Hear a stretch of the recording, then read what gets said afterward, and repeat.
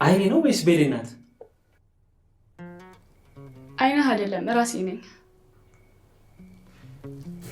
የእውነት ንግስት ትመስልሻለሽ ልጅ። አዎ ይህንን ማንነቴ ልመዱት። ከዚህ በኋላ አብሮኝ የሚቆይ ይሆናል።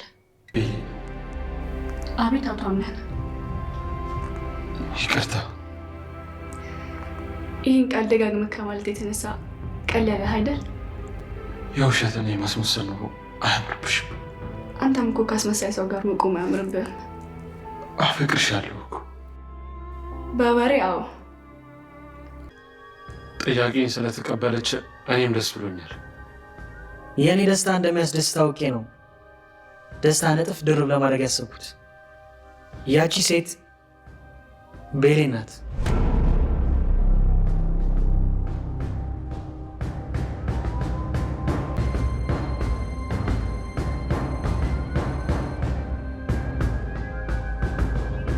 ወንድሜ ይቅርታ የጠየቁ እሷ መሆኗን ባለመናገሬ ነው። እዚህ ጉዳይ ላይ ቤሌን ሀሳቧ ምንድን ነው? ሀሳብሽን ተናገሪ ውዴ። እኔ ፈቃደኛ ነኝ። ባሮክን ትንሽ ጊዜም ቢሆን የማውቀው ልቡ ንጹህና ሰው ፈላጊ ነው። እንደዚህ የሆነ ልብ ደግሞ መክፈል ለእኔም ጥሩ አይደለም። ስለዚህ ፈቅደሻል? ፈቅጃለሁ። ታዲያ ለምንድነው ጥያቄን የማትቀበይው? መቀበል አልችልም ባሮክ። እባክህ ይህንን ነገር እርሰው። ድጋሚ ራስህ እንዳታስበው። ደግሞም ከዛሬ በኋላ ጓደኝነታችን እዚህ ጋር ይበቃል። ከዚህ በኋላ እኔ እናንተ ምንም አይነት ነገር እንዲኖር አልፈልግም።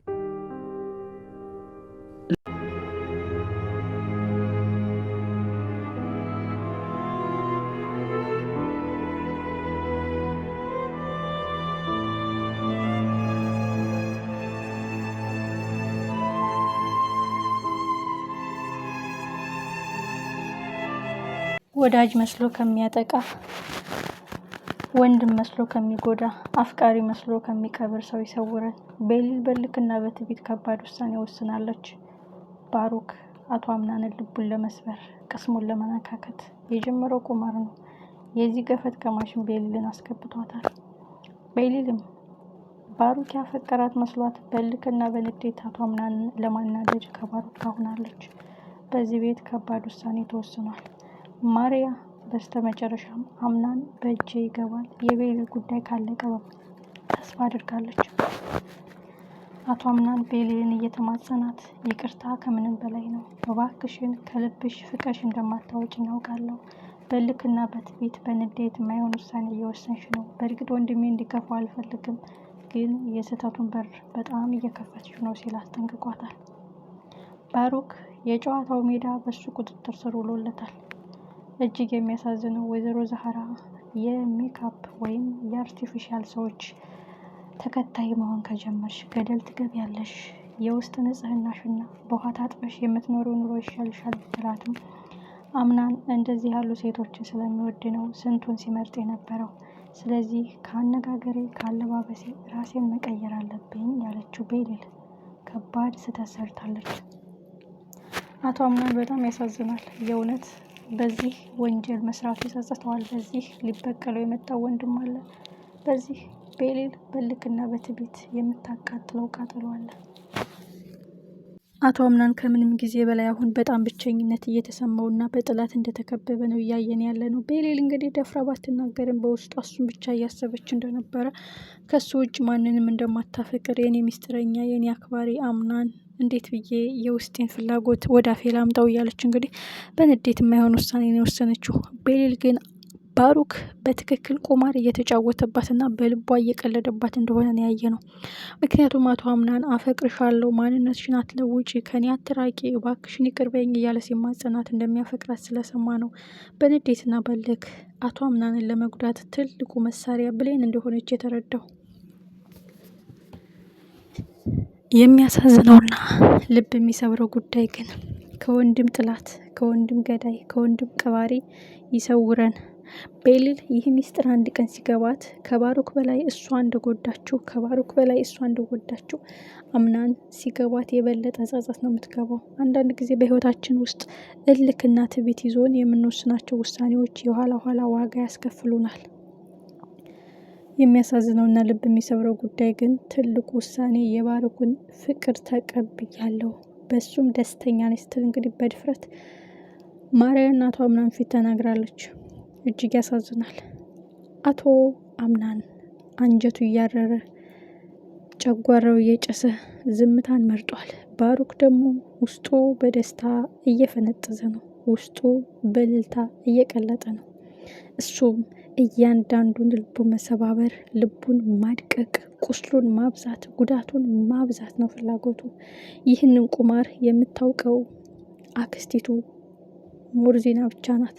ሞርዚና አምናንን ከመጉዳት ከእያንዳንዱ ከሚያስፈልገው ሰዎች፣ በልቡ ትልቅ ቦታ ከሚሰጣቸው ሰዎች በልቡ ትልቅ ቦታ ከሚሰጣቸው ሰዎች ሲጀምር ማወቋ አምናንን ለመጉዳት ትልቅ ሜዳ እንደሆነ ትረዳለች።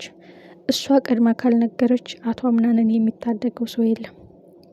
ባሩክ እያንዳንዱን ነገር እየተጠነቀቀና እያሰበበት ነው የሚሰራው።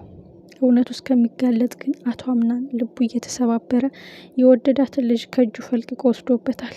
ቤሊል ውሳኔዋ አዎ ሚስት ሆናለሁ አብሬ ሆናለሁ የሚል ቃል ባታወጣም ፍቅሩን እንደተቀበለችና እያሰበችበት እንደሆነ ነገረችው።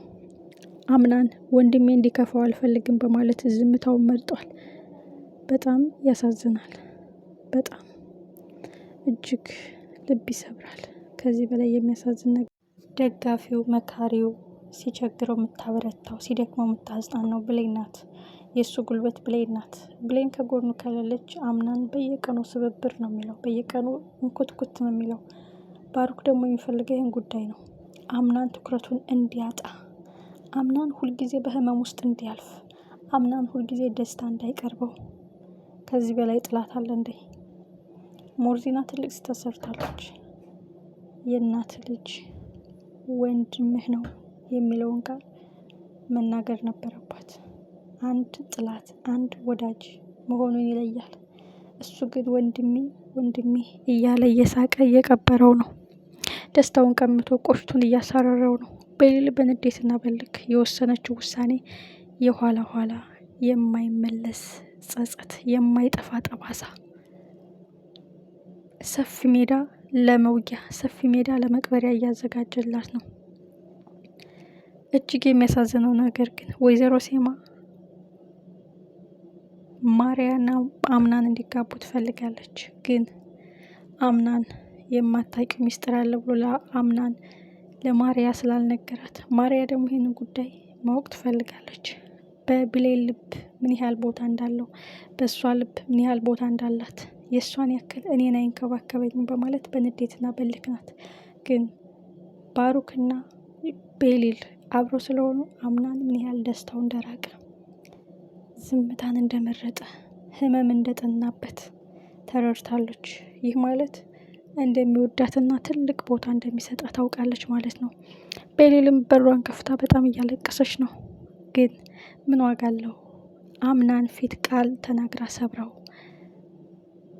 ቢላዋውን አብራ በእጁ ይዛ ከባርኮት ጋር ወግተው ማዘን፣ ሚስጥረኛዬ፣ አፍቃሬ፣ አክባሬ ማለት ምን ዋጋ አለው?